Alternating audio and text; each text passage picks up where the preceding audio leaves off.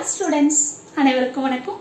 இப்போ வீடியோல நம்ம என்ன பார்க்க போறோம் அப்படினா கரண்ட் டிவிஷன் டெக்னிக்கை எப்படி அப்ளை பண்றது அப்படிங்கறத பத்தி தான் நம்ம பார்க்க போறோம். மேடம் இந்த டெக்னிக்கை நீங்க வந்து ஆல்ரெடி சொல்லி கொடுத்துட்டீங்க. சோ இதுல இப்போ என்ன டிஃபரன்ஸ் இருக்கு? இத மறுபடியும் நீங்க சொல்றீங்க அப்படினு தானே யோசிக்கிறீங்க. சோ இப்போ வந்து நமக்கு ரெண்டு ரெசிஸ்டர் இருந்தது அப்படினா அதுல கரண்ட் டிவிஷன் டெக்னிக் அப்ளை பண்ணி எப்படி கரண்ட கண்டுபிடிக்கணும் அப்படிங்கறத பார்த்தோம். கரெக்ட்டுங்களா? இப்ப ரெண்டு ரெசிஸ்டர் இருக்கு அப்படினா நீங்க ரொம்ப ஈஸியா கண்டுபிடிச்சிருப்பீங்க.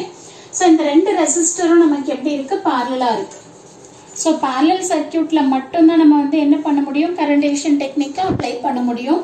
சோ இங்க டோட்டல் கரண்ட் I, சோ இந்த பிரான்ச் வழியா போற கரண்ட் I1, இந்த பிரான்ச் வழியா போற கரண்ட் I2, இங்க ரெசிஸ்டன்ஸ் R1 R2. இப்ப நீங்க I1 கண்டுபிடிக்கணும் அப்படினா என்ன பண்ணிருப்பீங்க? I1 is equal to total current into opposite resistance. இப்ப இந்த ரெசிஸ்டருக்கு ஆப்போசிட் நமக்கு என்ன இருக்கு? R2 ன்னு இருக்கு. divided by sum of the resistance. So இந்த மாதிரி நீங்க என்ன பண்ணுவீங்க? I1 கண்டுபிடிச்சிருப்பீங்க. அதே மாதிரி I2 எப்படி கண்டுபிடிப்பீங்க? total current into R2 க்கு ஆப்போசிட் ரெசிஸ்டன்ஸ் என்ன இருக்கு? R1 divided by R1 plus R2 ன்னு போட்டிருப்பீங்க. சோ இது வந்து ரெண்டு ரெசிஸ்டர் parallel-ஆ இருந்ததுன்னா இந்த ஃபார்முலா. சரிங்களா? சப்போஸ் இப்ப வந்து பாத்தீங்கன்னா உங்களுக்கு மூணு ரெசிஸ்டர்ஸ் இருக்கு. சோ அந்த மூணு ரெசிஸ்டரும் எப்படி கனெக்ட் ஆயிருக்கு அப்படின்னா parallel-ஆ கனெக்ட் ஆயிருக்கு. அப்ப parallel-ஆ இருக்கிறப்போ இங்க எப்படி கரண்ட் டிவிஷன் டெக்னிக்கை நம்ம யூஸ் பண்றது, எப்படி டோட்டல் ரெசிஸ்டன்ஸை கண்டுபிடிக்கிறது அப்படிங்கிற மாதிரி நிறைய பேருக்கு டவுட் இருக்கும். சோ இது R1, இது R2, இது R3. இப்ப இந்த சர்க்யூட்டுக்கு வந்து பாத்தீங்கன்னா டோட்டல் ரெசிஸ்டன்ஸ் நீங்க எப்படி கண்டுபிடிப்பீங்க? சோ இங்க வந்து கரண்ட் I1 எடுத்துக்கோங்க, இங்க கரண்ட் I2, சோ இது கரண்ட் I3. சோ இங்க நீங்க என்ன பண்ண கூடாதுன்னா R equivalent is equal to R1 into R2 into R3 divided by R1 plus R2 plus R3 ன்னு உங்களோட ஃபார்முலாவை எழுதக்கூடாது. சோ இந்த மாதிரி நீங்க எழுதுனீங்க அப்படின்னா அது வந்து உங்களுக்கு தப்பு கிடைக்கும். ஆன்சர் கண்டிப்பா தப்பா தான் வரும். சோ எப்படி நீங்க எழுதணும் R equivalent இந்த ப்ராப்ளம்க்கு அப்படின்னா இது தப்பு. ஓகே, இப்போ R equivalent is equal to R1, R2, R3 divided by R1, R2 plus R2, R3 plus R3, R1. இது ரொம்ப சிம்பிள் தான். நமக்கு டோட்டலா மூணு ரெசிஸ்டன்ஸ் இருக்கு. இது ரெண்டுத்தையும் மல்டிப்ளை பண்ணணும், அதுக்கப்புறம் இது ரெண்டுத்தையும் மல்டிப்ளை பண்ணணும், இதையும் மல்டிப்ளை பண்ணணும், அவ்வளவுதான். இது டினாமினேட்டர். நியூமரேட்டர்ல மூணு ரெசிஸ்டரும் போடும். சோ இந்த மாதிரி தான் நீங்க என்ன பண்ணணும்? R equivalent கண்டுபிடிக்கணும். சோ இதுதான் கரெக்டான மெத்தட். சோ இந்த மாதிரி நீங்க ஃபார்முலா எழுதி போட்டீங்க அப்படின்னா உங்களோட ஆன்சர் தப்பு. இப்போ இதுல எப்படி கரண்ட் டிவிஷன் டெக்னிக்கை அப்ளை பண்ணணும் அப்படிங்கறத பார்க்கணும்.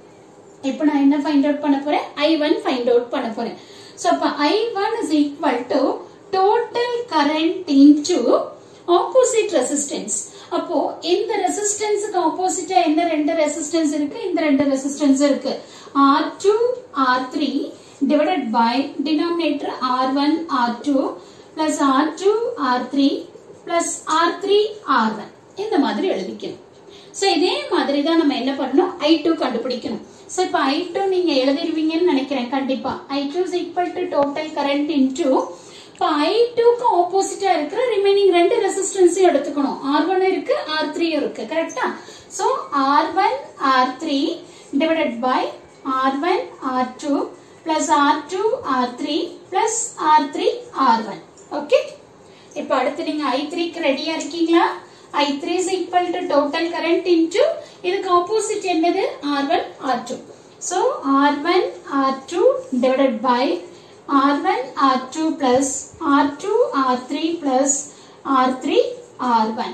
So இந்த மாதிரி தான் நீங்க என்ன பண்ணணும் அப்படின்னா 3 ரெசிஸ்டர்ஸ் parallel-ஆ இருந்தது அப்படின்னா கரண்ட் டிவிஷன் டெக்னிக்கை அப்ளை பண்ணி I1, I2, I3 ஓட வேல்யூவை நீங்க ஃபைண்ட் அவுட் பண்ணணும். அதே மாதிரி நீங்க தப்பு எங்க பண்ண கூடாது அப்படின்னா ஈக்குவலன்ட் ரெசிஸ்டன்ஸை ஃபைண்ட் அவுட் பண்றப்போ சோ அது வந்து பாத்தீங்கன்னா R1, R2, R3 divided by R1, R2, R2, R3, R3, R1. So இந்த மாதிரி தான் நீங்க வந்து உங்களோட ஃபார்முலாவை எழுதணும். சோ இதெல்லாம் ரொம்ப பேசிக்கான விஷயம். சோ இந்த பேசிக்கான விஷயத்துல நம்ம எப்பவுமே வந்து மிஸ்டேக் பண்ணக்கூடாது. சோ அதனால கண்டிப்பா இந்த வீடியோ உங்களுக்கு ரொம்பவும் யூஸ்ஃபுல்லா இருக்கும்னு நினைக்கிறேன். Thank you for watching this.